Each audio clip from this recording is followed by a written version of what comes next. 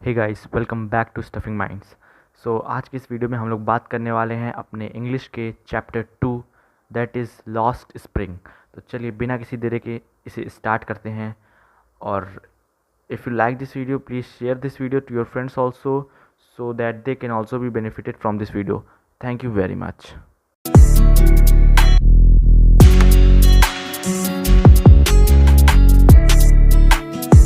शुरू करते हैं अपना सेकंड चैप्टर, जो कि है the lost spring. Lost spring chapter का नाम है स्टोरीज़ ऑफ स्टोलन चाइल्डहुड। तो इसके राइटर हैं अनीस जंग। और बेसिकली इस चैप्टर में हम लोग दो बच्चों के बारे में पढ़ने वाले हैं। एक का नाम है मुकेश और एक का नाम है साहब। तो इन दोनों के बारे में हम लोग इस चैप्टर में पढ़ने वाले हैं। तो पहले देख लेते हैं अनीस जंग के बारे में थोड़ा सा। राइटर के बारे में एग्ज़ाम में नहीं आता, लेकिन आप अपने इंटरेस्ट के लिए पढ़ सकते हैं। तो राइटर के बारे में थोड़ा सा देख लेते हैं। इस चैप्टर की राइटर हैं अनीस जंग। Born in 1944, was born in Rourkela and spent her childhood and adolescence in Hyderabad. India से बिलोंग करती हैं ये। She received her education in Hyderabad and in the United States of America. Her parents were both writers. Anis Jung began her career as a writer in India. She has been an editor and columnist for major newspapers in India and abroad, and has authored several books. The following is an excerpt from her book titled Lost Spring: Stories of Stolen Childhood. Here she analyzes the grinding poverty and traditions which condemn these children to a life of exploitation. इसमें दो part है chapter के। First part है अपने साहब के बारे में। साहब एक बच्चे का नाम है। तो इसका हेडिंग दिया गया, टाइटल दिया गया है समटाइम्स आई फाइंड अ रूपी इन द गार्बेज। वो कहता है, साहब कहता है, समटाइम्स आई फाइंड अ रूपी in the garbage. Why do you do this? I ask साहब, whom I encounter every morning scrounging for gold in the garbage dumps of my neighborhood. तो writer पूछती है कि तुम ये काम क्यों करते हो, जो कि साहब को रोज़ देखती थी गार्बेज इकट्ठा करते हुए। साहब left his home long ago set amidst the green fields of Dhaka. His home is not even a distant memory. साहब ने अपना घर बहुत पहले छोड़ दिया था। उसका घर था ग्रीन फील्ड्स ऑफ ढाका में। ढाका सब लोग जानते हैं कहाँ है। ढाका में उसका घर था। There were many storms that swept away there fields and homes, his mother tells him. उसकी मम्मी उसे बताती हैं कि उसका घर बाढ़ में बह गया। That's why they left looking for gold in the big city where he now lives. इसीलिए उन्होंने ढाका शहर को छोड़ दिया और यहाँ बड़े शहर में आ गए कुछ पैसे कमाने के लिए। I have nothing else to do, he mutters looking away. मेरे पास कुछ और नहीं है करने के लिए, वो वैसे बोलता है धीरे धीरे। गो टू स्कूल आई से क्लिपली, realising immediately how hollow the advice must sound. मैं उसे एडवाइस देती हूँ, राइटर कह रही है, मैं उसे एडवाइस देती हूँ कि स्कूल जाया करो, लेकिन मुझे खुद पता था कि मैं क्या कह रही हूँ। मतलब नहीं हो सकता ऐसा, वो स्कूल नहीं जा सकता इतना, वो उसके पास पैसे नहीं है कि स्कूल जाए, क्योंकि वो गरीब है। There is no school in my neighbourhood, when they build one I will go. और वहाँ स्कूल भी नहीं थे। वो बताता है, साहब राइटर से बोलता है कि यहाँ स्कूल नहीं है आसपास कहीं।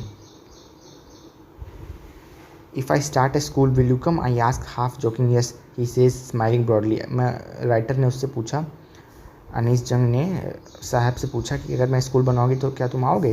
तो उसने बोला हाँ मैं ज़रूर आऊँगा, हंस के। A few days later I see him running up to me, is your school ready?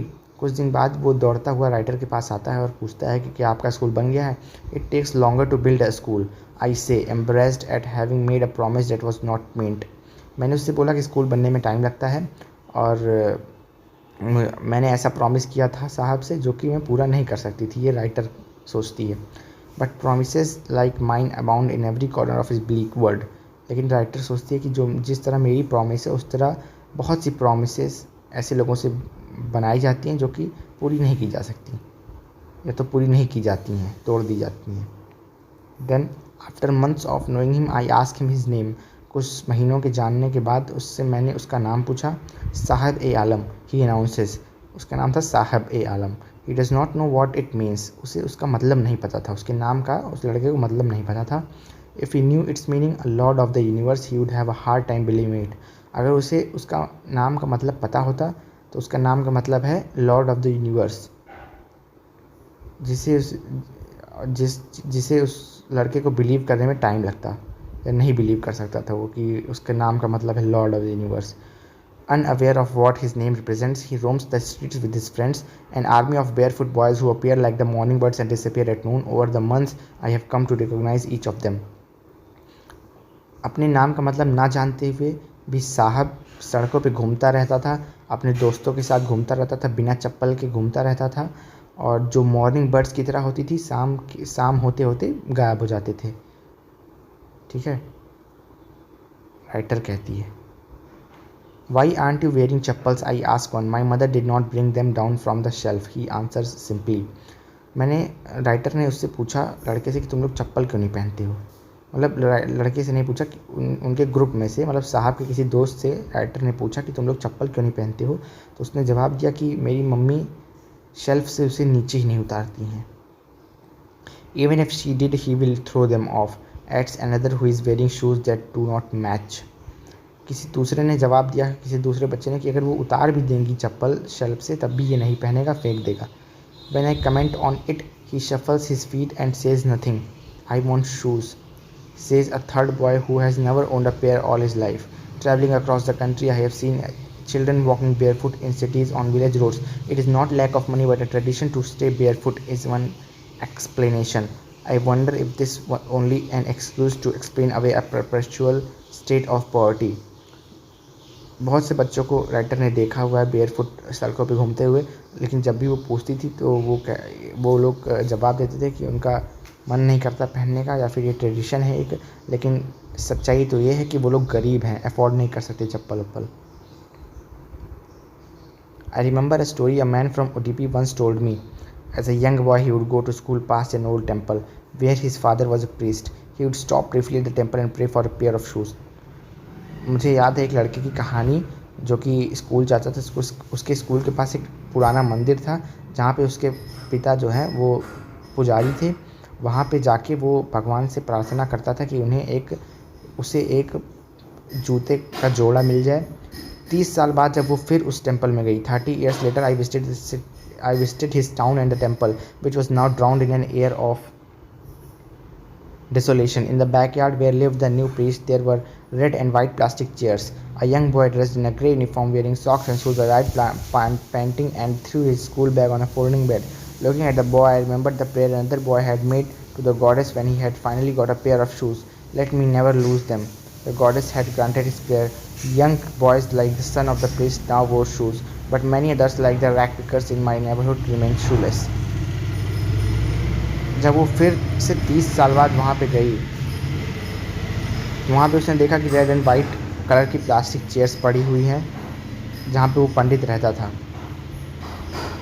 और एक यंग लड़का जो कि स्कूल यूनिफॉर्म में है, सॉक्स और शूज़ पहना है, वो वहाँ पे पहुँचा और अपना बैग जो है बेड पे फेंक दिया.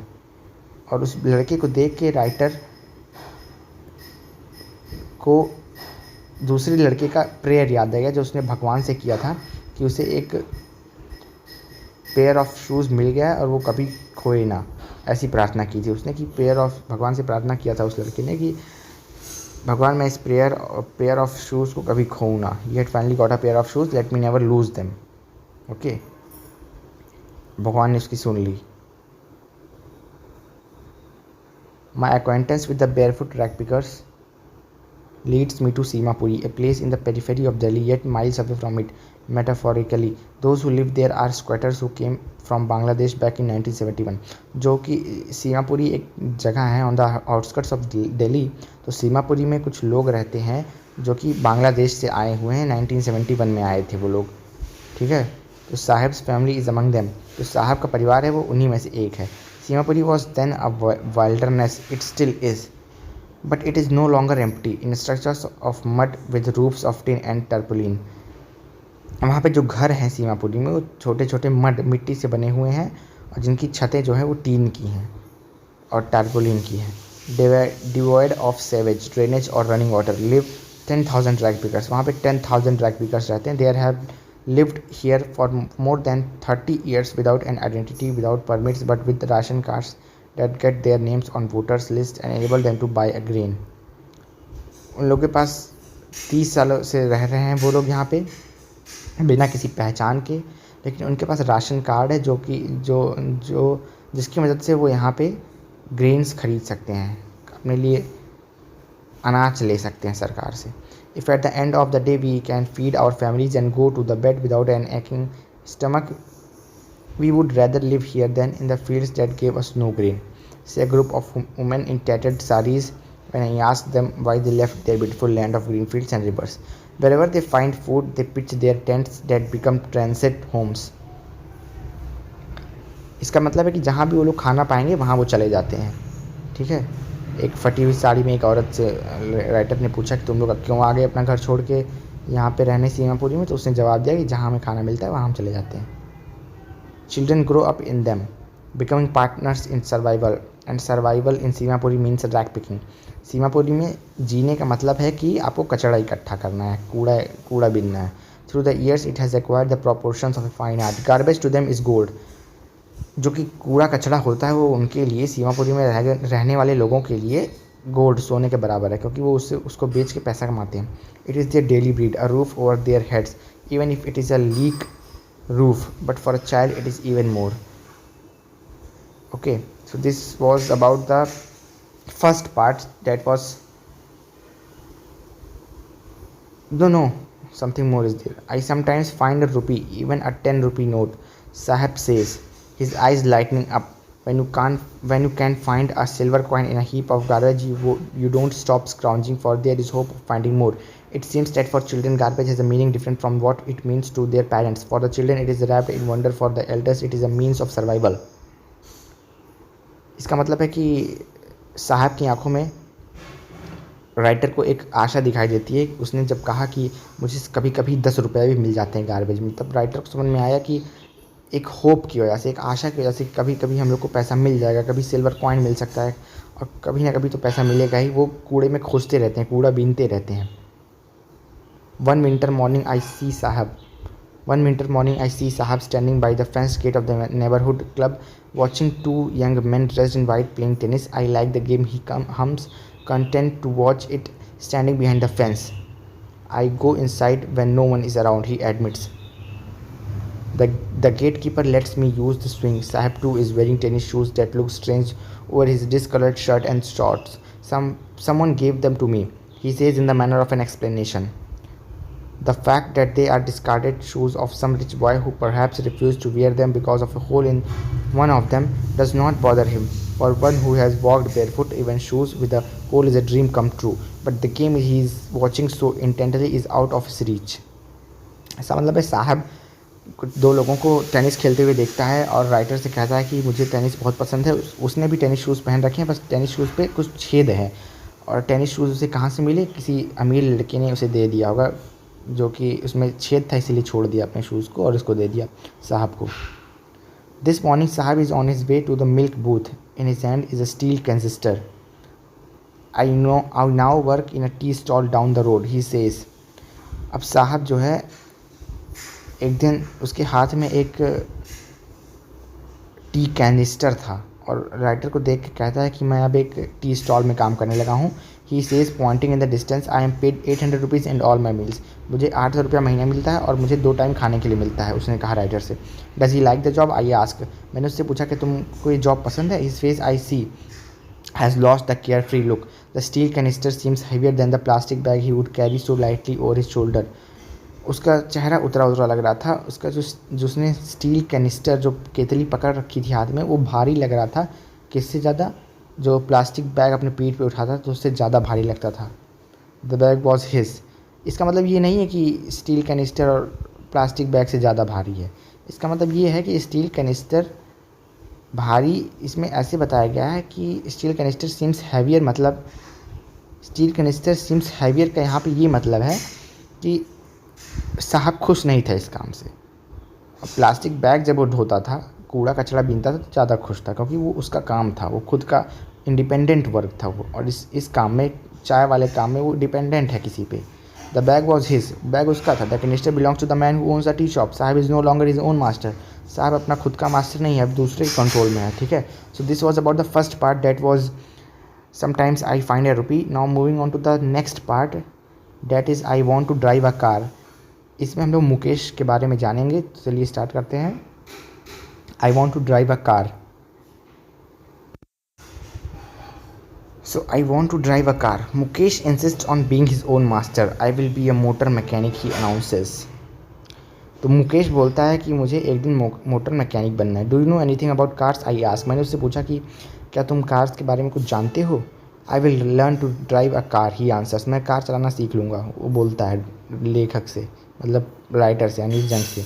Looking straight into my eyes, मेरी आंखों में देखते हुए। His dream looks like a mirage amidst the dust of streets that fill his town Firozabad. उसके जो सपने थे वो एक मिराज की तरह थे, जो शायद ही कभी पूरे हो सकते थे। और ये लड़का कहाँ का था? ये फिरोज़ाबाद का रहने वाला था। Famous for its bangles. Firozabad bangles बनाने के लिए फेमस है, मतलब फिरोज़ाबाद में बैंगल्स बहुत बनते हैं, चूड़ियाँ बनती हैं। Every other family in Firozabad is engaged in making bangles. लगभग हर परिवार जो फिरोज़ाबाद में रहता है वो चूड़ियाँ बनाता है, चूड़ियाँ बनाने का बिजनेस करता है। It is the centre of India's glass blowing industry where families have spent generations working around furnaces, welding glass, making bangles for all the men in the land, it seems. Mukesh's family is among them. None of them know that it is illegal for children like him to work in the glass furnace with high temperatures in dingy cells without air and light. उनमें से किसी को नहीं पता कि ये गैर कानूनी है बच्चों का काम करना ऐसी जगहों पे जहाँ पे टेम्परेचर बहुत ज़्यादा हो और लाइट ना पहुँच पाती हो, एयर हवा ना पहुँच पाती हो। That the law if enforced could get him and all those 20,000 children out of the hot furnaces where they slog their daylight hours, often losing the brightness of their eyes. कभी कभी बच्चों का काम करते करते या फिर लोगों का काम करते करते आंखें ही चली जाती थी उस जगह पे, क्योंकि वो बहुत अंधेरी जगह है, वहाँ पे लाइट नहीं पहुँच सकती और हाई टेम्परेचर है। लगभग 20,000 बच्चे वहाँ पे काम करते हैं। Mukesh eyes beam as he volunteers to take me home which he proudly says is being rebuild. Mukesh लेखक को अपने घर ले जाना चाहता है, मतलब राइटर जो है अनिल जंग को उन्हें अपने घर ले जाना चाहता था, उन्हें इस बात के लिए मना रहा था। We walk down stinking lanes choked with garbage past homes that remain hovels with crumbling walls, wobbly doors, no windows, crowded with families of humans and animals coexisting in a primordial state. इसका मतलब है कि हम ऐसे रास्ते से गुजरे, इस लाइन का मतलब है हम ऐसे रास्ते से गुजरे। We walk down stinking lanes, हम ऐसे रास्ते से गुजरे जहाँ पे रास्तों पे गार्बेज कचरा फेंका हुआ था, दीवारें जो है टूटी फूटी थी, डोर्स बुबली थे, ढीले दरवाजे थे टूटे फूटे, नो विंडोज़, खिड़कियाँ नहीं थीं, और जानवर और इंसान सब एक साथ रहते थे। ऐसे जगह पे हम जा रहे थे, मतलब मुकेश उसे लेके जा रहा था लेखक को। He stops at the door of one such house, bangs a wobbly iron door with his foot and pushes it open. We enter a half-built shack. In one part of it, thatched with dead grass, is a firewood stove over which sits a large vessel of sizzling spinach leaves. हम ऐसे ही एक घर में घुसे, दरवाज़ा लोहे का था टूटा फूटा, और मुकेश मुझे अंदर लेके गया, और जहाँ पे एक फायरवुड स्टोव रखा हुआ था, फायरवुड मतलब एक चूल्हा रखा हुआ था कोने में, जिस पे एक बड़ा सा बर्तन रखा हुआ था जिसमें स्पिनच के लीव्स पक रहे थे। On the ground in large aluminium platters are more chopped vegetables. ज़मीन पे एल्यूमिनियम के बर्तन रखे थे जिसमें ढेर सारे चॉप्ड वेजिटेबल्स, सब्जियां रखी हुई थी। A frail young women is cooking the evening meal for the whole family. एक पतली सी जवान लड़की इवनिंग मील, शाम का खाना बना रही थी पूरे परिवार के लिए। Through eyes filled with smoke she smiles, उसकी आंखें जो हैं धुएं से भरी हुई थी और वो लेखक को देख के हंसती है। She is the wife of Mukesh elder brother, वो मुकेश के बड़े भाई की पत्नी है। Not much older in years, she has begun to command respect as the bahu, the daughter in law of the house, already in charge of 3 men, her husband Mukesh and their father. When the older man enters, she gently withdraws behind the broken wall and brings her veil closer to her face. जब घर के बड़े सदस्य मतलब मुकेश के पापा घर में घुसते हैं तो वो अपना घूंघट मतलब आगे कर लेती है, घूंघट ढक लेती है, एज कस्टम डिमांड्स, जो कि उसके संस्कार हैं या फिर ऐसा करना चाहिए। Daughters in law must veil their faces before male elders. In this case the elder is an impoverished bangle maker. इस केस में, मुकेश के परिवार के केस में, जो एल्डर है वो मुकेश के पापा हैं, जो कि खुद एक बैंगल मेकर थे पहले, despite long years of hard labour, first as a tailor, पहले वो टेलर का काम करते थे, फिर बैंगल मेकर बन गए। He has failed to renovate a house, वो एक घर नहीं बनवा सके। Send his 2 sons to school, all he has manage to do is teach them what he knows, the art of making bangles. It is his karma, his destiny, says Mukesh grandmother. Mukesh की जो grand mother थी, दादी थी, उन्होंने कहा लेखक से, मतलब राइटर से, कि उसके कर्म है, मतलब कर्म है उसका, जो उस भाग्य में लिखा था वही उसके साथ हुआ। मुकेश के पापा के बारे में बता रही हैं। Who has watched her own husband go blind, जिन्होंने अपने खुद के पति को अंधा होते हुए देखा ग्लास बैंगल्स बनाते बनाते। Can a God given lineage ever be broken, she implies. Born in the caste of bangle makers, they have seen nothing but bangles in the house, in the yard, in every other house, every other yard, every street in Firozabad. Spirals of bangles, sunny gold, paddy green, royal blue, pink, purple, every color born out of the seven colors of the rainbow, lie in the mounds in unkempt yards, are piled on four-wheeled handcarts pushed by young men along the narrow lanes of the shanty town, and in dark apartments next to lines of flames of flickering oil lamps sit boys and girls with their fathers and mothers wielding pieces of colored glass into circles of bangles. Their eyes are more adjusted to the dark than to the light outside. That is why they often end up losing their eyesight before they become adults. मतलब बहुत ही छोटे छोटे बच्चे, बहन, मतलब लड़कियां, लड़के, सब लोग, पूरे परिवार अपने मम्मी पापा के साथ बैठते थे और बैंगल्स बनाते थे। कभी कभी उन लोग की आंखें भी चली जाती थी, क्योंकि लाइट वहाँ तक नहीं पहुँच सकती थी और डार्क डार्क रहता था हमेशा, डार्कनेस, अपने घरों में डार्कनेस और हाई टेम्परेचर में ये काम करते थे, तो आँखें जो थी वो ख़राब हो जाती थी एडल्ट्स की। Savita, a young girl in a drab pink dress, sits alongside an elderly woman soldering pieces of glass.